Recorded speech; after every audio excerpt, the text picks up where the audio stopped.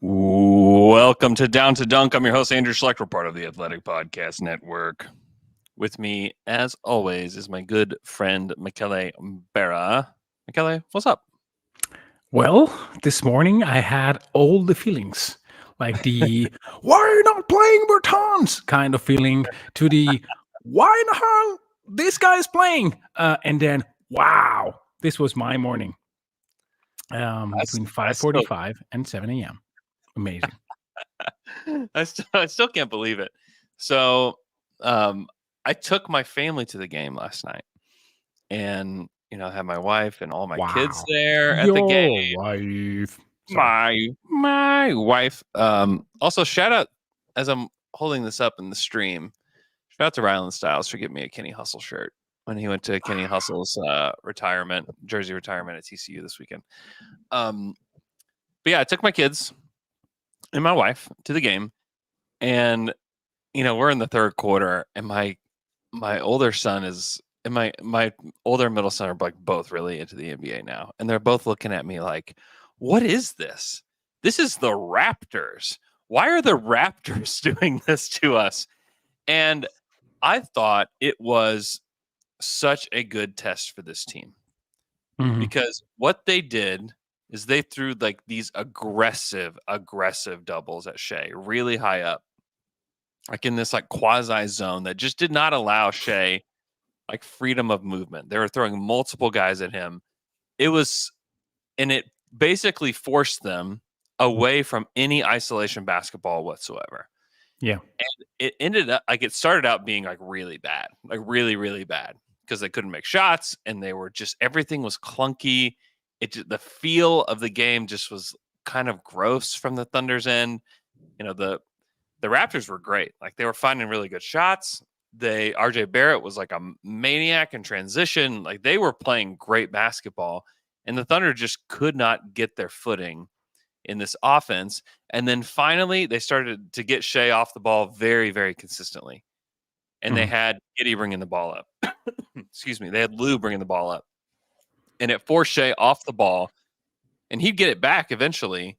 But it forced him off the ball, which threw off this like defensive plan. And then the Thunder were able to generate so many threes, like so many good threes.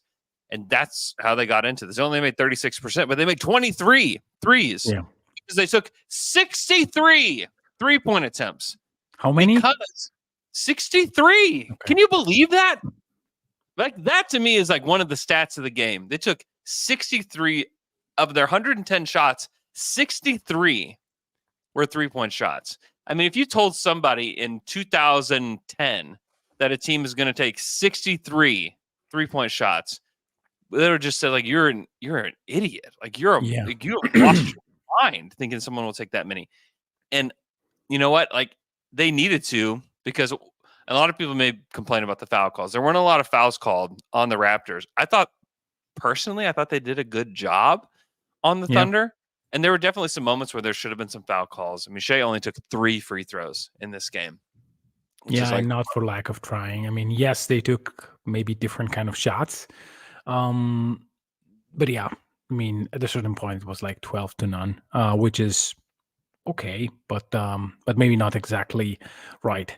Um, the defense was very interesting. It was sort of a matchup zone where start zone and then you match up or you double some mhm, guy. It was not a boxing one because they started with a 2-3 or 3-2, depending on the moment, yep, kind of front, mostly 2-3, yep. and then they were just matching up with Shea as soon as he like occupied a certain place of on the court. He approached the 3-point line, and it was like, okay, like Scotty and whoever are going to be Yeah, right there. And yeah, Scotty Barnes is a horrifying defender because yeah, he is giant. Like Scotty is giant, and he can move his feet. He's got long arms. He's got good timing.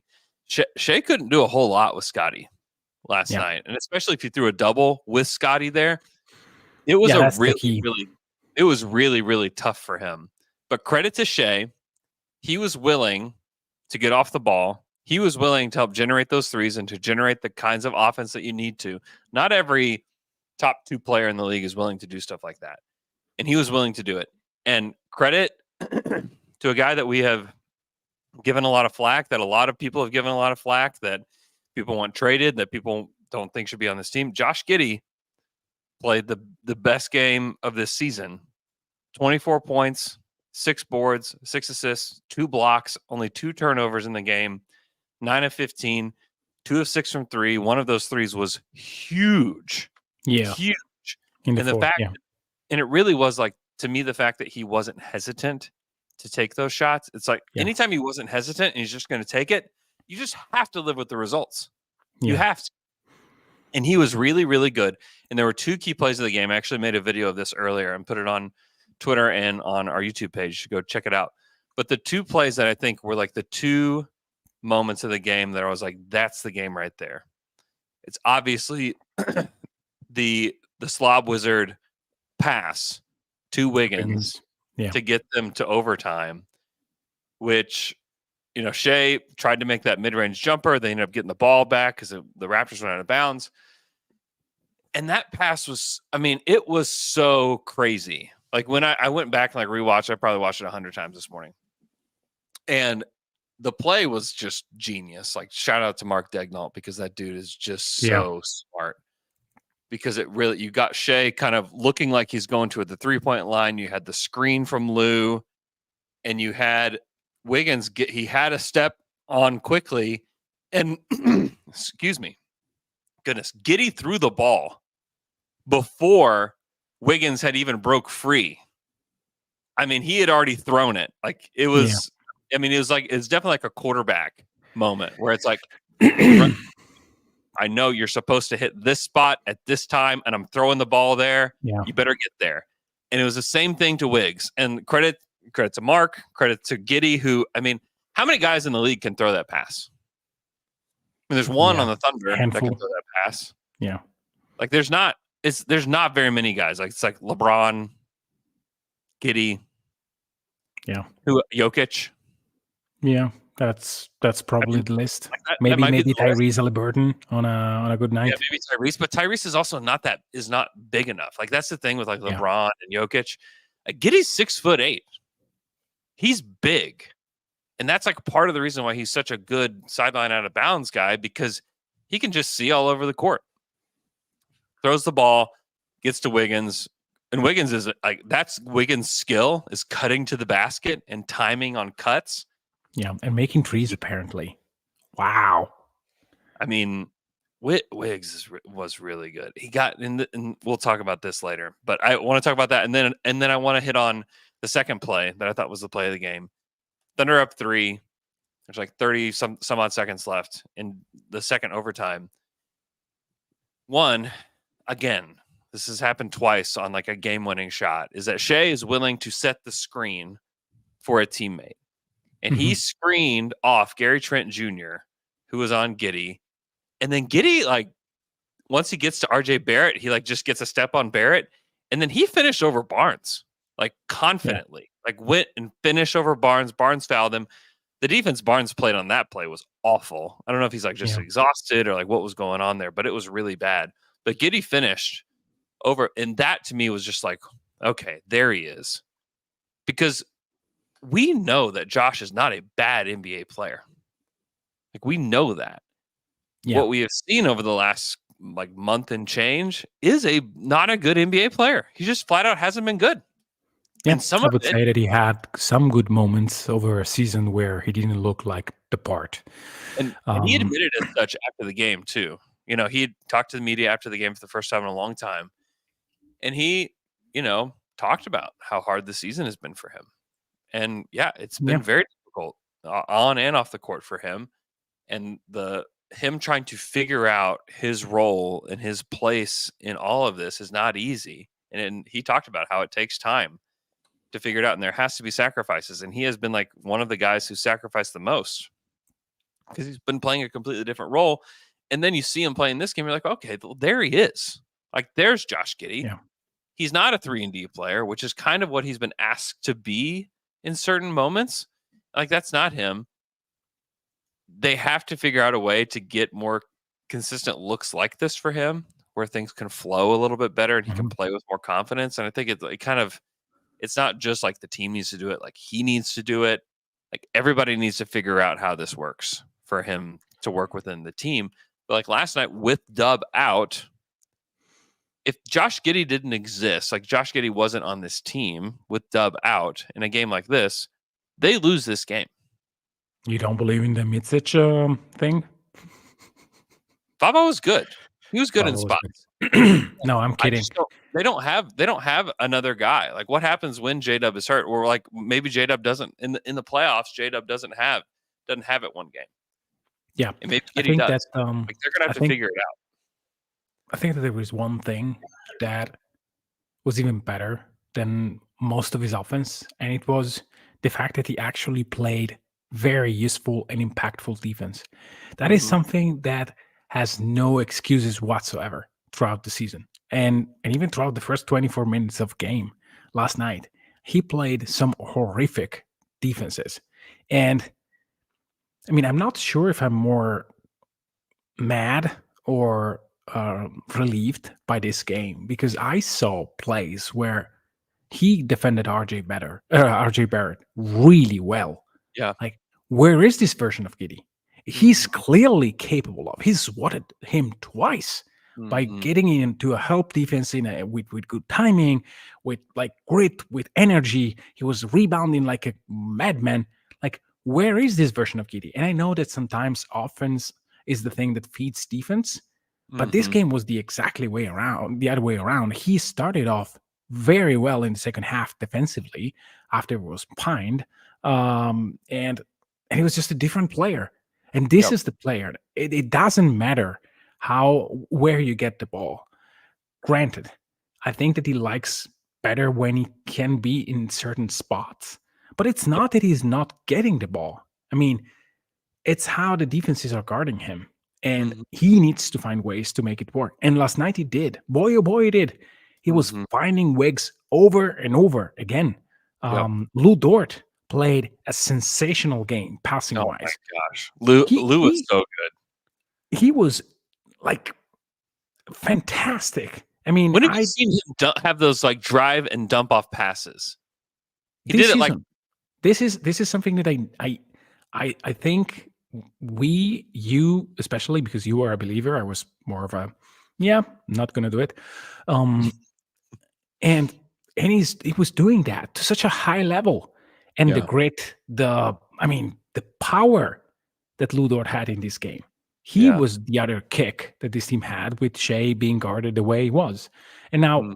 and I will finish this very erratic and nonsensical monologue by saying that yes, the defense was great, but I still think that it's a byproduct of the players that are on the court. Because if you have, I was screaming like a crazy man on the treadmill this morning, why are you not playing Bertans? And I know that Bertie is not able to play any defense Yeah. whatsoever. But the fact that you can double Shea and the fact that they couldn't afterwards was just one guy making them pay from three Mhm. consistently. And Mhm. so, yes, I love the fact that Giddy had a great game, and I think that he has a spot in this team because of the things that you were saying. Like he may be the guy who just play a different brand of basketball, playing such a unique way of like flowing through the offense that I think it's rare. But you still are missing shooting so much, Yeah. and and this is why you have defenses concentrating this much on Shea. And if you want to play Giddy a lot, then you even need more shooting. So I Mhm. think that this game shows that yes, Giddy can be a useful player. That Dort can be an amazing, amazing competitor and player on this league, but that this team needs shooters so badly, so Mhm. badly to be the best team in the league, not to be just a 52-53 win team. Mhm. Yeah, I don't disagree with that point at all. I think you can fill your bench with those kind of guys.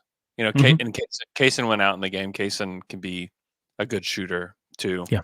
Went out with a shoulder injury. Um, but yeah, what the one like a few more stats that I loved. They got Chet 10 threes last night. Yeah. 10. Oh, So great. He made 4 out of 10, 40%. Beautiful. Beautiful. Yeah. I mean, and the fact that they generated those threes for him and he didn't hesitate to take any Yeah. of them. This is I mean, another thing that is connected. As soon as like Wicks and Chet started to hit threes, I mean, the game was different. Granted, an aggressive scheme on one player is sustainable. I mean, there are many teams who do that.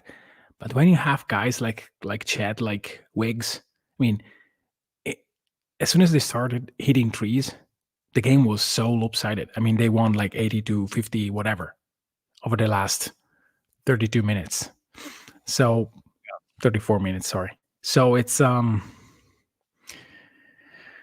great that the chat is taking this many threes, and I really think that this is more of the right usage. Maybe not 10, but between 6 and 7, sure. Like do that every single night. Yeah, and take them. Like Yeah. take the shots. I mean, that's been kind of some of the issue with Chet is like he just sometimes will have it and will pump and look and like record scratch a little bit but no, like he's taking the shots, which is like what do you like just take the shots. I also thought like the Thunder's offensive rebounding in particular was really good. They only Mhm. lost the rebounding battle by 3, in which like that's pretty good. Like the Raptors are big.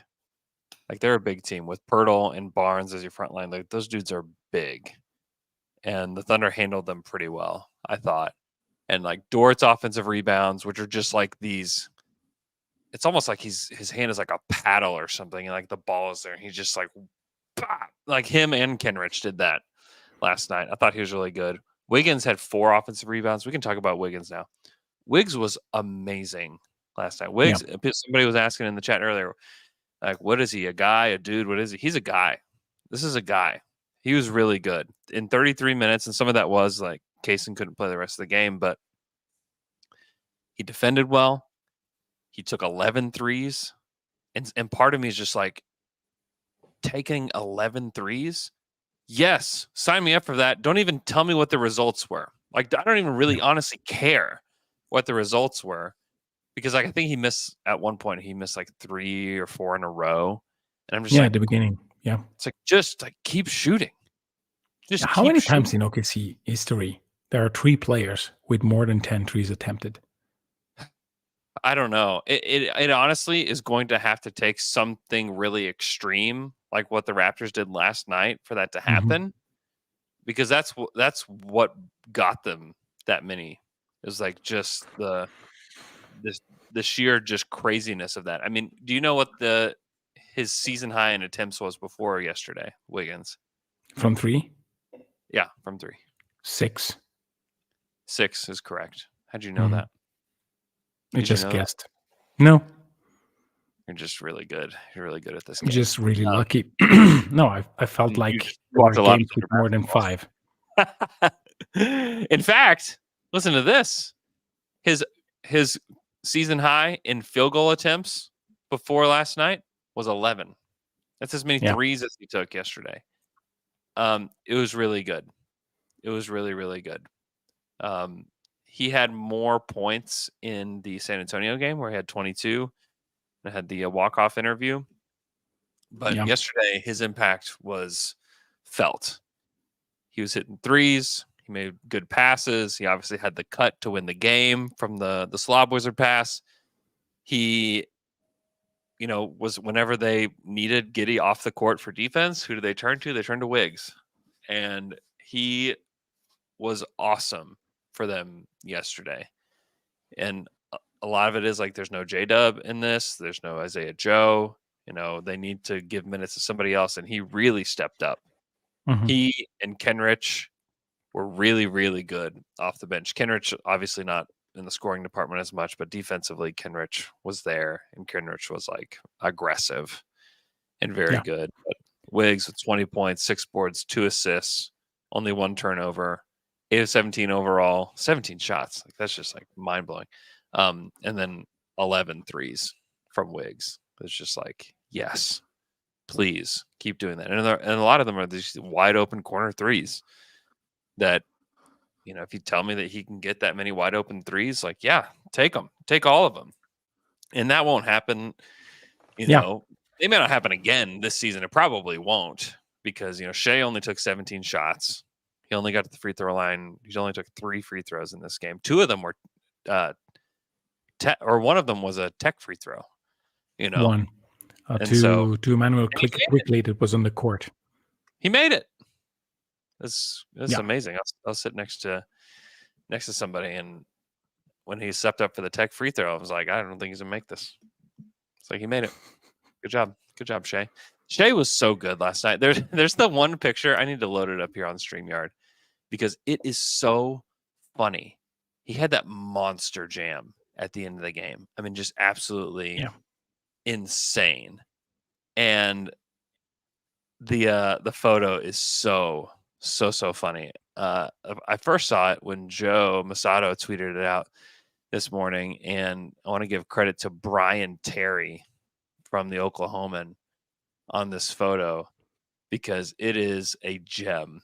And I'm pretty confident that he's looking at RJ Barrett in this photo, but it is just beautiful. Hold on, I'm like stalling right now trying to get this in here. But I mean, Shea, his game yesterday, it was a very, very mature game, is how I would put it. In that he knew for the greater good that he had to play off ball, and that other guys had to bring it up, and other guys had to initiate offense, and he had to be the screener for Giddey, and he had to do all these things, which is not anything new from Shea. It's not new that he would be a very like mature superstar. But yesterday was just like another case of that. Here's this photo. It is just so funny. When I saw it, I just like couldn't stop laughing. It reminded me of the Dave Chappelle game blouses sketch. It's just so fun. By the way, did you watch the Chappelle show? Were you the Chappelle show? No. I'll have to send you the clip. But that photo is just, I was just dying. It's so good. Shea is so good. Yeah. He was, and like with the news of Embiid having surgery and weird, just ambiguous timeline, like MVP's open for this. He has a shot. OKC has to win the West against the Hornets. Almost had a 5-by-5 on Friday night. Yeah, I do think that in this case, the second part of the season and their record is the defining factor. I think that he will have the stats. Nobody questioned his defense. Last night he had 4 fouls in the first 25 minutes, and then he was able to be impactful late. Maybe not in the beginning of the third quarter where it was just a little bit, let's try not to pick this up. But then at the end, it was like all over the place. And the fact that you can have a guard that is swatting a 3 ball, like just by playing sound. I'm so glad you brought that up because I wanted to talk about it and it like left my brain for some reason. I mean, he just shut him down, and he that was incredible. That was an incredible moment. It was on Gary Trent. Just like no, like you're not even getting a shot off. The same thing happened with was it Quickly and Chet, where Quickly had Chet out on an island. Yeah, and they thought. I mean, Quickly thought, all right, it's time to cook. Money time. And here's the thing. You can't put Chet on an island like that. There are very few guys in the NBA that can just get the ball out on an island with Chet and are going to get a shot off that's good at all. And Chet blocked that shot. And it was, I mean, that was such a cool moment for both those guys where it's like, hey, if you're gonna try to put the Thunder on an island, you better be sure, and you better be awesome. Like you better be one of the best guys in the league, like because you're not cooking Chet or Shea, which was just to me those two moments are. It's just like it's the beginning of what we're gonna see from this team, because not only can, like, offensively, they get to a level that is just unbelievable, but defensively, through their, like, 2 main stars, shoot, like, you're not gonna I would cook say those 3 main stars. 3 I main mean, stars. J-Dub is a Can't heck of a do it. defender. Dub is really good too. Yeah, they're 3 main stars. You can't do it. Yeah. Mm. And yeah, back to Shea. I mean, the fact that he made himself available to be the decoy and to be the guy who was moving the ball, doing the other things while being efficient on a night where he was guarded very, very well by Toronto and especially Barnes, as we mentioned. Um, it's the thing that I liked the most about this game after I was really questioning the game plan for Mark Daigneault because it was, hey, what are we doing here? Yeah. Then he sees that he has to throw a punch at the beginning of the fourth quarter, and that Mhm. was another key of the game. Like, Mm. let Shea be there for the first 3 minutes, so Yeah. that you keep the flow going. You just have like 3 good minutes. It doesn't matter if you really close the game now, but you can't allow a run right Yeah. now. So Mhm. stay on the court and just do that. And he Mhm. did that. And Mhm. this was such a great read on the game. You can't have it Yeah, all totally. nights, otherwise it's going to be too much for Shea. But the fact that he was there and he played 48 minutes Yeah. and he was still able to make great plays. And sometimes the great play is to recognize that you have to do a back screen for Giddy. And yeah, Jokic is another guy that can do that, that can be Mm. extremely impactful without really being the guy offensively. Yeah. And Shea was fine, like lowering the defense to be like to double him and to stay all attached to him, while others were really creating the scoring opportunities. And this is just a great player. Period. And again, the MVP thing to me is going to be: can they be the best team in the West? Are they recognized at the end of the season as the best team in the West? Maybe he wins it anyway, but I think that if that is the case, if by numbers and by record, OKC is the number 1 seed in the West, then he's going to make it. I don't have many questions in my mind if that happens. I just think they need to be better than Denver. I think if they're better than Denver, they do it. That he does it. You If know, they're higher in the standings in Denver, because like no one's winning it on the T Wolves. I Like it's just know, I know, but if you have like Jokic there, they will start to say, are 2 or 3 games really the difference? I mean, Jokic is the best player. Zach Lowe said it on this very podcast. Mhm. Nikola Jokic is the best player in the league right now. And if the margin is not really wide in terms of victories, of course, if Denver drops in the second part of the season, yes, you're right. But if Denver is third, then I think that OKC needs to be the first team in the West and has a little bit of a cushion. They have to be the best. And Shea, if he plays like this, is clearly the reason why OKC is there. And so I think that, like, to bring a team that won like 40 games out of 82 last year, adding Chet Holmgren, which clearly helps, but then being able to make like a 17 wins leap in the Mm. season, that is insane. And if it's more, like that's just insane. Yeah, I personally think Shea's going to win it. I think Shea's I like confident Andrew. I think Shea's going to win the MVP. I think it's going to happen. To have this kind of turnaround and to be at the top of the West is really, really tough to do. I mean, through 50 games, this comes from the Thunder. Through 50 games, they've tied their best record in the Western Conference at 35-15. It's the best start since the 15-16 season when they had Kevin Durant and Russell Westbrook on the team. Yeah. Like they're back. They're back. And Yeah. I think Shea has been the second best player behind Joel Embiid this season. Mm-hmm. What to me the argument is this: is Jokic the best player in the NBA? Yes. Has he played like the best player in the NBA this season? No, because Shea has. Yeah. Number one, Embiid has. But Embiid's going to be out, and it's unfortunate for them and for Sixers fans. Like, I totally feel for Sixers fans because that's just feels like Groundhog Day, like the movie Groundhog Day, but it just plays out in years instead of days. I mean, it's just so tough. But Shea's been the second best guy. When you're talking about defense, the defensive jump that he's made, the offensive leap that he's made, the only other player in NBA history to have this many 30-point games to this point in the season, 50 games in, 86, 87, Michael Jordan. Yeah, the consistency is just wrong.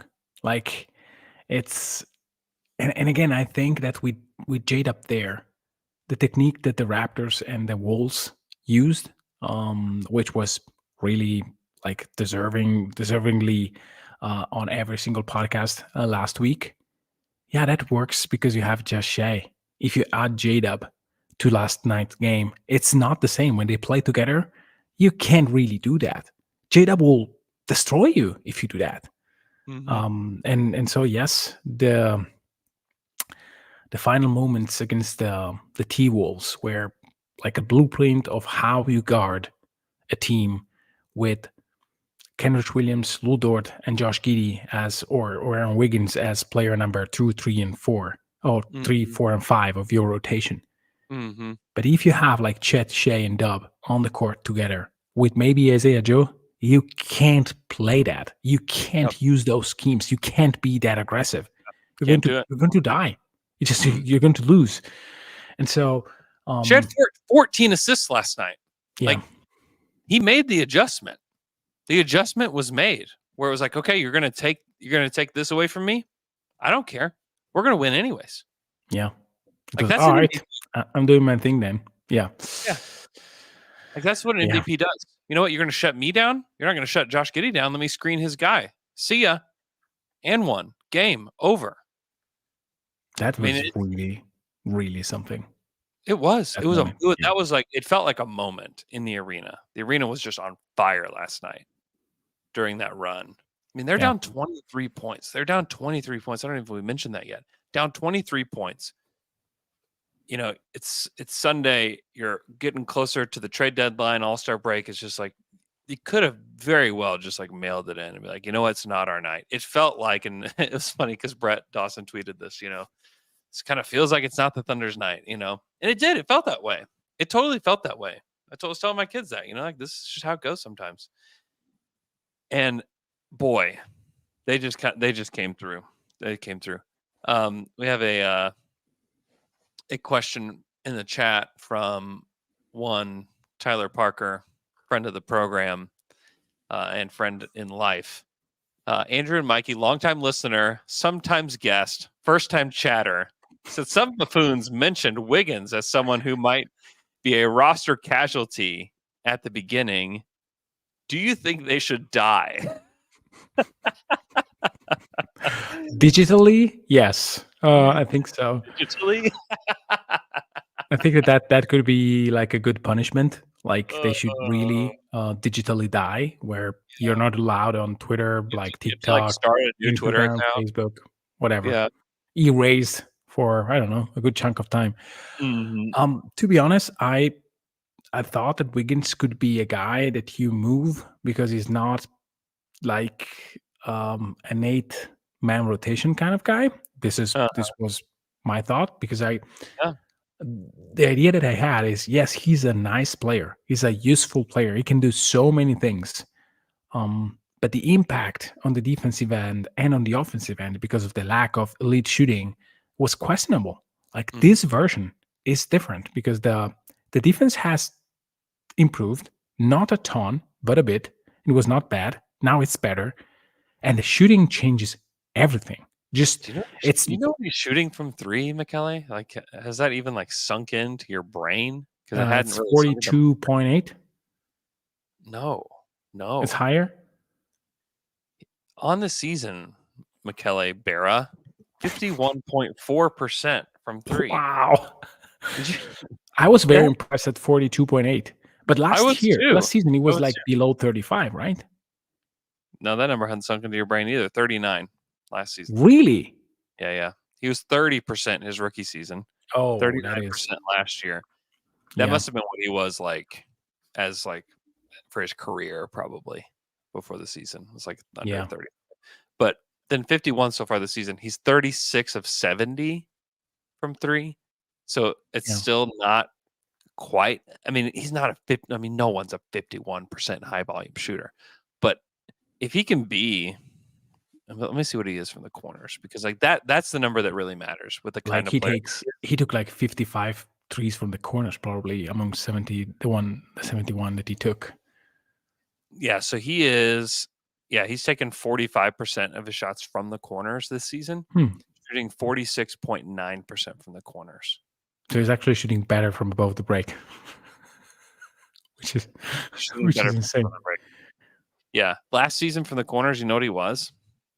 No. This is where the improvement happened with Wiggs. He was only 28% from the corners last season. Yeah. No, and again, to be clear, I'm not hating right now. I have eyes and a brain, so I can clearly see now that he has improved a lot. My thinking was at the beginning of the season, he's an asset. He can play for sure. I just don't know if you can use him maybe to get someone who is a better eighth man kind of guy, because it was a little bit like I didn't like the playing game for Wiggs. It was okay, but I didn't think that he could get into a game and change the course.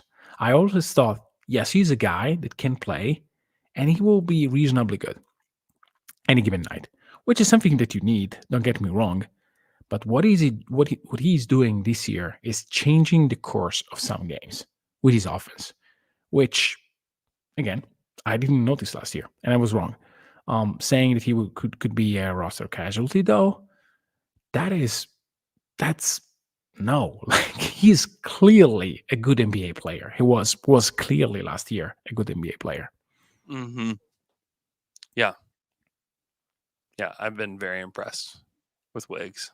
I mean, if you're going to argue, and a lot of people have, and I give Thunder fans a lot of credit, because if you want to argue that you don't need to make a deal, that what happened last night is a good evidence that, like, hey, listen, Isaiah Joe, J-Dub aren't there. You have Aaron Wiggins, and he was very, very good. And even like you basically miss Case and Wallace for half the game, Isaiah Joe and J-Dub. Yeah. And to have Wiggs and Giddey step up in the way that they did was tremendous. I mean, it was tremendous for both of those guys, and really good for them, because it gives the team, not that the team doesn't know what they have in them. I mean, they know what they have in them, but it gives you just real evidence of how they can impact a game that had, when you're down 23, there's pressure there. You're the team that's supposed to be winning this game, and the other team has more points in the paint. They're turning you over at times. They're doing all these things. You can't get into your game because you can't get them to turn the ball over. You're not getting steals. You're not getting turnovers. You're not getting deflections. You're not getting transition. Yeah. You can't play in transition. How are you going to combat that? And you give all those guys that played big minutes last night a ton of credit, because it took a lot of guts to come back and win that game. It was very impressive. It was one of the most impressive games I've been at in a long time for this crew, because that was a tough one. That was a really, really tough one. And I mean, guys are tired. Yeah, and sometimes a middle of the pack team comes into your place and plays well. I mean, Toronto was playing very sound defense, and they were hitting shots. Mm-hmm. And sometimes, you just lose against a team like this. And yeah, I mean, what OKC was missing was the second/third best player, sixth man, and probably the seventh. I mean, that's not nothing. No, it's granted, not. It's just a few games right now, so it's definitely something that happens in an economy of an NBA season. but it's still noticeable that like those two guys, especially Dub and Joe, are like probably the most important guys in terms of spacing. And the fact Mm, that you miss them both at the same time, it's exacerbating the issues with spacing that they mm, have. Because mm, yeah, even if Kenrich or Lou makes shots, they make shot, they will not be guarded in the same way, not nearly the same way. So mm. No, that's exactly right. They won't. That's exactly right. Awesome game. Shout out to P Tony 11 in the chat. Met him at the game last night. My kids were trying to get Raptors autographs last night, and I was standing next right to, I believe his name is Parker. Shout out to him, and shout out to my buddy Billy Martin from Good Charlotte was at the game. He's a huge Thunder fan. He's a down to dunker, yeah, and he was at the game last night. So it was he always was in the always chat last Monday. to see Billy. Yeah, Billy's in the chat here and there. Shout out to Billy. Great guy, great Thunder fan. He brought his kids to the game too, so it was like cool for us to have our kids there. And he, like halfway through, was like texting me like, "Oh man, this game so brutal. What a brutal game to be at. Like to choose to go." And then it turned out to be like one of the best games to be at of the year. Yeah. It's like double overtime thriller. It was great. Like it had like all the great elements because there were definitely points where I thought like even after they had come back down 23, there were a couple moments there where I was like, oh man, like the Thunder are not gonna, I cannot believe they're not gonna pull this game out. Yeah. Really before Wiggs hit that, before Josh threw the pass and Wiggs hit that layup after, I think it was Shea missed that 14-foot pull up. You just thought, oh my Okay. gosh. Barrett got the rebound and just like, I don't know if he's just exhausted or what, but he stumbled out of bounds and like somehow the Thunder got the ball back. But when that ball didn't go in, I thought they're not going to win. Like they're not going to win this game. Like that's going to be it. It was going to be like, it's like make or miss league kind of thing. Quickly had that driving layup to put them up 110 to 108 with 109 left. And then like nobody could make, like Wiggins missed a corner three. Shea missed the pull up, Schroeder missed. And then somehow they got in position and it was like almost like perfect because it's like put Giddey at that point out of bounds, give Mark Daigneault a timeout to like get a play, and it's like you are cooked. I don't care who the other team is. Like you are so toast. If Giddey's the inbounder and Mark is the one drawing at the play, you are done. And I thought that I was sitting there thinking that, like, yeah, this is over. Like, just go ahead and go to overtime. We don't even need to do the play. We just need to know that. I will not fact check you on this thing. I'm just saying, like, I feel that confident. Like, I feel that confident about those two, about Mark and Josh, and like, doesn't matter if like who else it is. Aaron Wiggins. Throw Aaron Wiggins is gonna be the guy. Doesn't matter who it is. You don't need to. It doesn't need to be like somebody like crazy good. Like just give me Wiggs. Cut to the basket. Easy. Yeah. Man, I love this team. I love watching this team. Yeah. Yeah. And emotions. I mean, it's great. It's great. My kids were going wild last night at the arena. It was just, it's just so much fun. Like you just gotta enjoy like this part of this rebuild and like the way up, because 35 and 15, Michele. They're 35 and 15. Yeah. And I think that 520. Yeah, 22-0. I think that is a good moment to just, and I did it in the middle of the game against Boston. Maybe I already told the story. I just hit pause. I was in the morning in the mountains, like nobody awake, just me. I said, no, I have to stop. They were demolishing the Celtics. And I said, okay, it might not get better than this, but this is awesome. This team is insane. And now they got to January, which has been an incredibly tough month. And they struggled. Boy, they struggled. 11 and 6.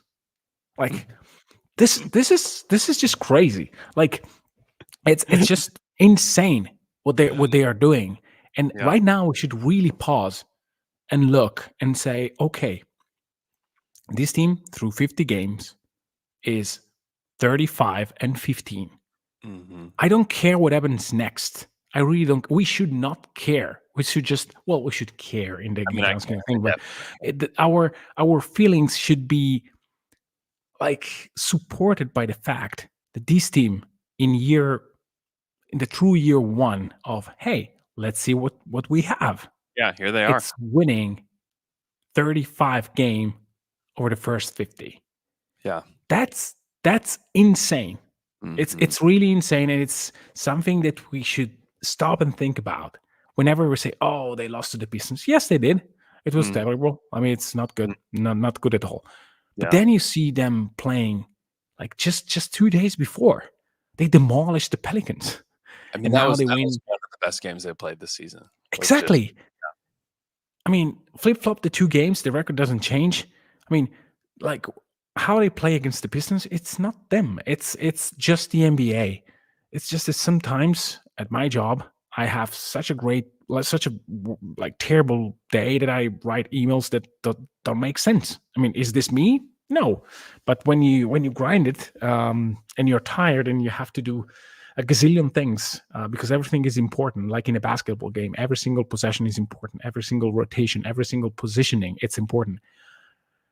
There is one game where you don't have it. And so my point, and again, this is just another erratic and nonsensical monologue, is we should really appreciate whatever OKC is doing and just be elated to have the blessing of following a team like this one. Like imagine being a Charlotte Hornets fan over the past 15 years. Or even just Randall. It's tough, man. think that you jump on the Spurs bandwagon after they win the championship. It's been terrible. Now they have Wemby, so it's looking good. Mm-hmm. Like think about the Hawks, who had those 4 All-Stars one season and now nothing. Yeah. Like and again, OKC may be nothing next year for what we know. But we've seen like constant success, an organization that is top class. And after 2 years of true tanking, because that was the thing, or replenishing, rebuilding, refurnishing, whatever, they are there. Yeah. I don't remember the 3 R. Replenishing, rebuilding. What was another one? What is it? It's not refurbishing, for sure. It's whatever. The 3 R. After that period, they are there. They're as if in sense that they are the best team in the West. Wow. Yeah, it's unbelievable. They are technically at the top of the West, although Mark Daigneault will not be the coach for the Western Conference All-Stars. And that's weird, but it's because of conference record. So the tiebreaker for the coaches, it's just like so weird. Like they have like so many, like here's the tiebreaker here, here's the tiebreaker here. It's conference record. And so you look at Minnesota is 24-8. The Thunder are 21-11. So because they're tied, even though they, Which I think it makes more sense, the one of the All-Star game compared to the one of the playoffs. But okay. Sure. I don't know. I mean, it's the Western Conference playoffs. Yeah, it's true. Why should be the division one? I don't know. Like to give some importance to the division, probably. Even because otherwise divisions exist is weird. You know. Yeah. I get it because like you want to. It's part of it is like you're going to play the people in your division more or the teams in your division more. I don't know. Whatever. The Thunder are second in net rating, 8.1 net rating. Defense, they're fourth in the NBA. The only teams that are better than them in defensive rating: Boston, Cleveland, Minnesota.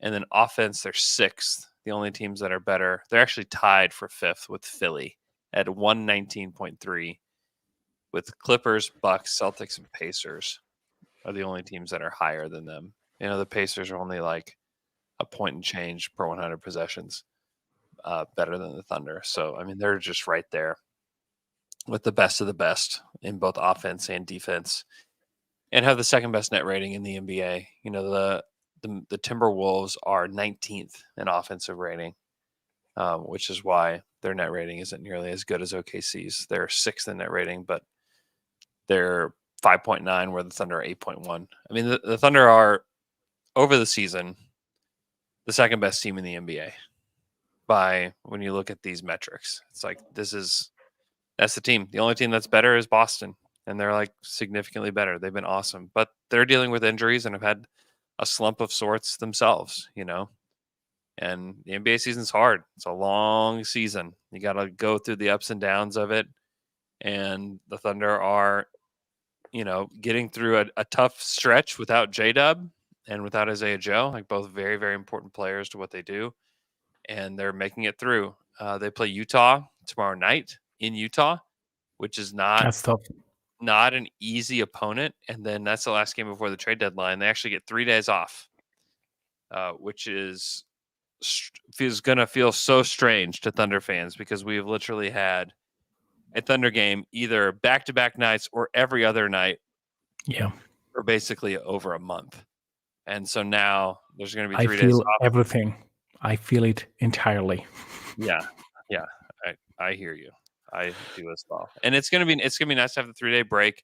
And they play 3 more games before the break. They have Dallas on Saturday, Sacramento Sunday, 2 p.m. tip before the Super Bowl, and then Orlando on the road, 6:30, and that is on TNT before they head off for the All-Star break. So trade deadline is Thursday at 3 p.m. Eastern time. And it is so far pretty quiet as far as like the scuttlebutt goes around the league. I still believe there's going to be a lot of trades. I do believe the Thunder will make some kind of trade on Thursday, whether that be to relocate Poku or Trey Mann, or I think the Davis Bertans contract is on the table. Do I think something big will happen? I don't. I said that with Zach Lowe last week, that I kind of lean toward a smaller move where you're just like fortifying your bench a little bit, just giving yourself another wing option. I tend to believe that they still want to play with a stretch big, and so my guess is that if they do acquire another big man, that this will be a shooting, passing type of big man. And Kelly like Naz Reid. Hey, if your buddy Naz Reid is available, send him on down. Question mark to you.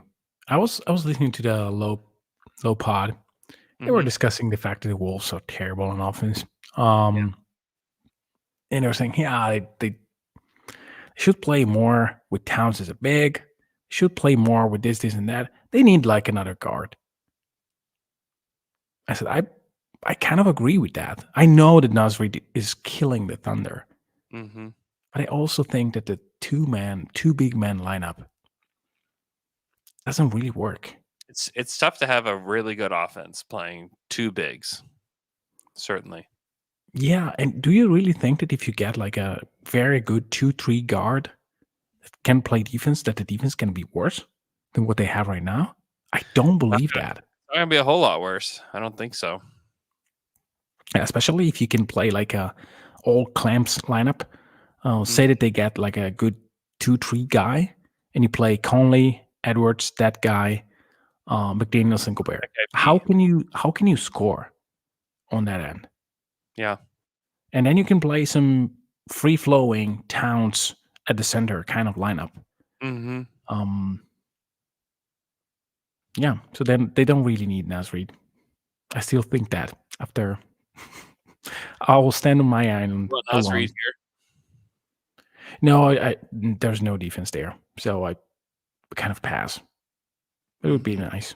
He can shoot it for sure. He can shoot it. Yeah, I would like it. I would like it. I don't think they're going to deal him. I think they love him. I think the team loves him. I think the community loves him. I just don't think they would trade Naz Reid. Yeah, we love the 3 big men as well. It gives us a chance. That's right. That's exactly right. Question to you: would you trade for Denny Advia? I know. Can he be the guy? I I was against him being drafted in the top 10. Mm-hmm. I vividly remember, I hope that he doesn't mind, Fred asking me, do you want to do a draft pod with me? I said, yes, but please let's not talk about Advia. And he says, okay, I wanted to do a podcast, an entire podcast about him. I said, well, I'll come anyway, but I don't like him. Mm-hmm. In Yeah. Italy, we say after like poop out of the toilet, we say it's not meat nor fish, meaning, you know, it's it sounds not substantial as a player. Mm-hmm. But you see the numbers, and it's very good at the rim, 70%. It's quite good from the 3-point range, 38.5%. Is a decent rebounder, definitely a smart player. Can pass, can dribble. It's not elite at anything, but he's very tall. Mm-hmm. Like, don't you think that he could play? Maybe just you just extend him for cheap. He's already been And extended. oh yeah, it doesn't have like a terrible contract.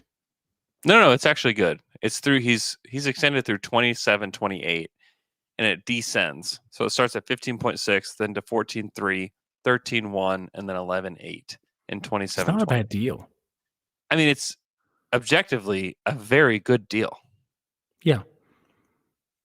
I mean, he'll be 27 and making 11.8 million, Mhm. which will be like below the mid-level, Mhm. and probably around the taxpayer mid-level, maybe a little bit lower than that at that time.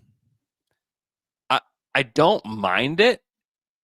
I don't think. I mean, what's Washington's incentive when you're talking about like great contract, good player, moves the ball, plays defense? Why would I guess my thing is what does it cost, and then why Bertans and 2 picks.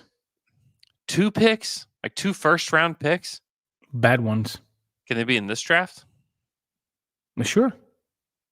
Yeah, I'd definitely trade 2 picks in this draft for him. Give me trade 2 picks in this draft for a player that can play for you. Do that. It's still not irrelevant. I mean, it's still a draft where if you have like, It's a say draft, all that right. not the best nor the worst of the pick that OKC has. So the two that are middle of the pack. Like the third right now it'd be 13 and 27. Would you Or trade that? two picks in the next draft, but none in the top 8. Something like that. Where Yeah. if you get like a very good pick for some reason, then you keep it. If not, like if it's 9 and 12, I mean, you move it I'm in. not Or opposed to trading picks in this draft. I think you might want to wait until the draft to trade some of these. you can play with protections. I honestly just don't think you can trade 2 picks for him though.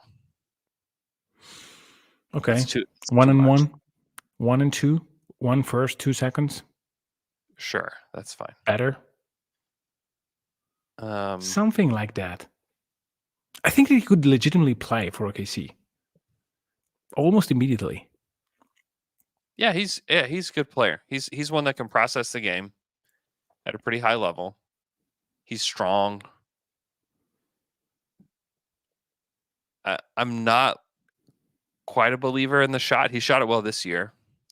Do we Yeah. buy the improvement from 3? Would be my question, because he's That a is career 32% from 3. He's 29% last year. Second year 31%. Rookie year 31%. Typically, that's a those numbers are more indicative of who he is than the number this year. I mean, look at his free throw percentage. It's still only 74%. Yeah. Yeah, So I mean, if he I was just a sure thing 3-point shooter, you would not get him.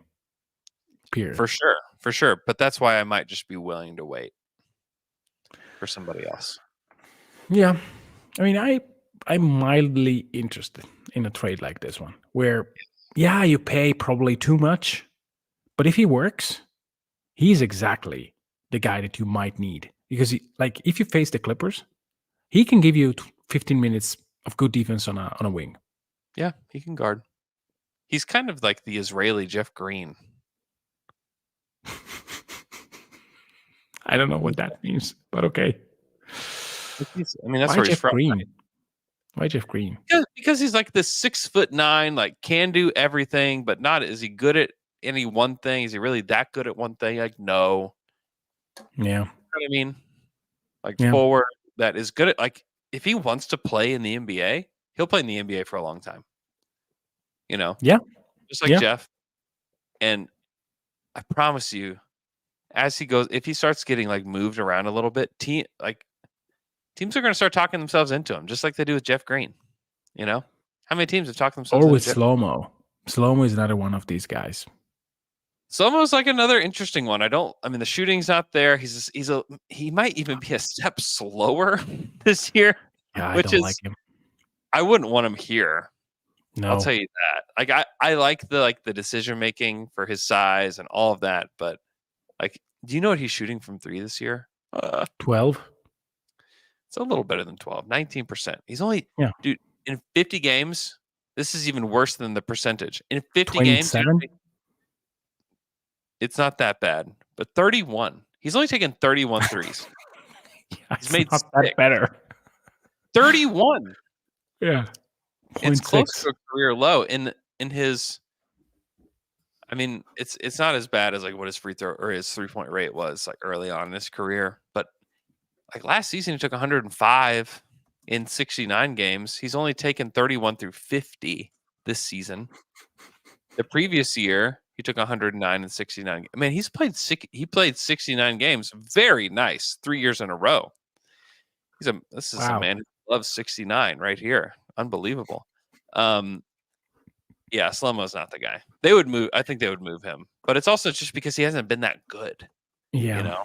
Like, he can do some thundery things, definitely. But he didn't like he would not have helped the Thunder last night. No. Like, he would have actually hurt them quite a bit last night, you know. Like, I want guys on this team that can step up and take 11 threes when you need them to. You know? So you don't want any out of you. Okay. I mean, Fine. let me see how many Denny has taken this season. Like, what his high for this season in his game It's logs. probably 6 or 7. Let me find it. It's actually 8. 8. He went 1 of 8 against Brooklyn. Yeah. He scored 14 points on 18 shots in that game. Nice. Pretty nice. So also the other game where he had the most shots is also against Brooklyn, nailing Yeah. 9 out of 18 though. 13 Yeah. rebounds, 6 3 of assists. 5. Yeah, he's fine. He's fine. I don't know. Would I be excited? Would I talk myself into Denny Avdia faster than anything else if they dealt for him on Thursday? Yep. Is that something that I'm like clamoring for today? Not really. No, it's not Cam Johnson, I know. Cam Johnson would absolutely rock and roll here. Don't you think? Yeah. Oh yeah. Not going to happen, but yeah. I don't think they're trading Cam. I really don't think they're going to trade him, and it would cost a lot to get him. But he'll take some threes. He would have been awesome last night. He's his season high, same as Aaron Wiggins, 11 against Washington. I just want Chet to take like 15 in a game. I do Or too. Dub. Yeah, I really want Chet to take again. I was very excited by 10, but yeah, give me like 15. And he also had threes. some nasty block shot anyway.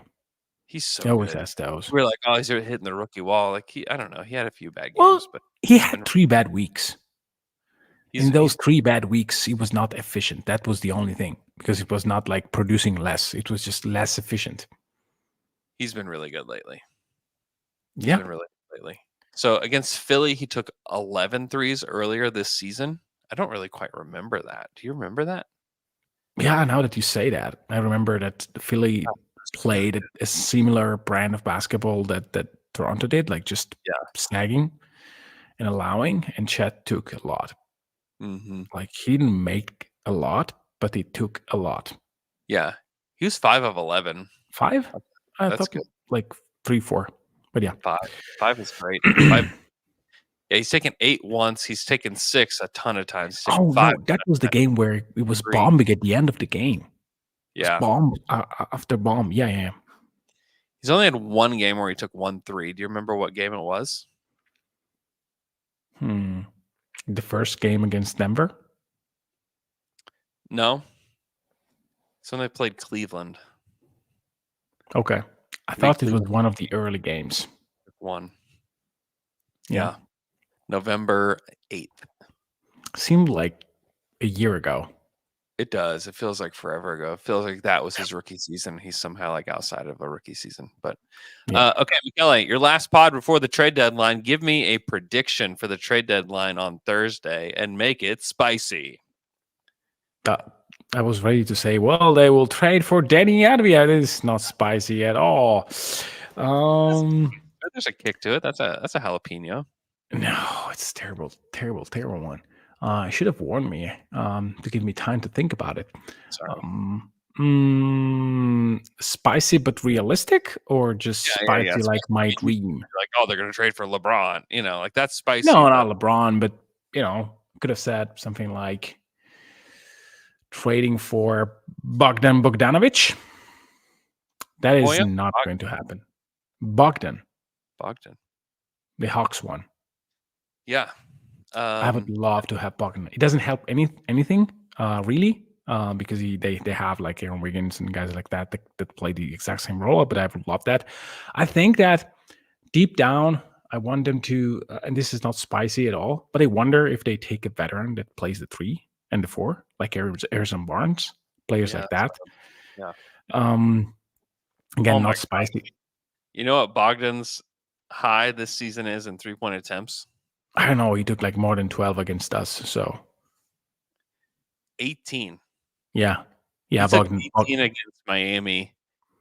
18-17. 18. He had a 17-1 against Denver. 12 against Miami. 12, 11, 11, 11, 11, 11. He says he has 14 double-digit 3-point attempt games.